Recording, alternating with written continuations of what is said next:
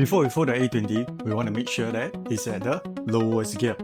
So what you can do is that tilt the bike slightly to the left side, change to the lowest gear.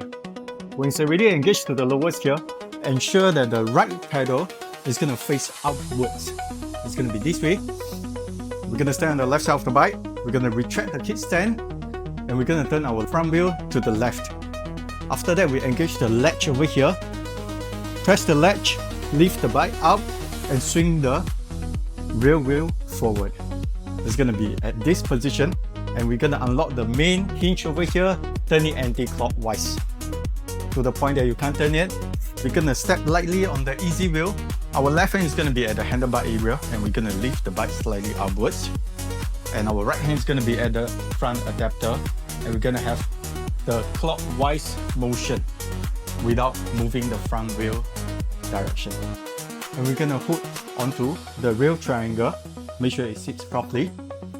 Next is the second hinge. We're going to turn anti-clockwise as well. Once it's loosened, we're going to fold it down, and there's a clip over here. The latch will close up when you press it downwards. At this position, we want to extend the easy wheel outwards.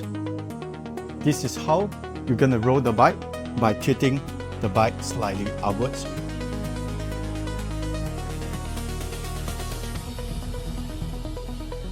If you were to carry the bike, make sure you retract the seat post all the way down, clamp it back, and you can carry it from the frame itself.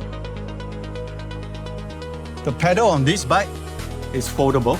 Simply press in and fold. If you want to unfold, press in again, unfold. For unfolding, step on the easy wheel, extend the seat post with the logo marking at the back, clamp it. We press downwards on the tip of the handlebar and flip the stem outwards. We're going to lock the first hinge, make sure it's tight, make sure it's secure. Again, left hand is going to be on the handlebar. We're going to tilt it slightly upwards. Alright, right hand is going to be at the adapter again, and we're going to do anti-clockwise motion this way.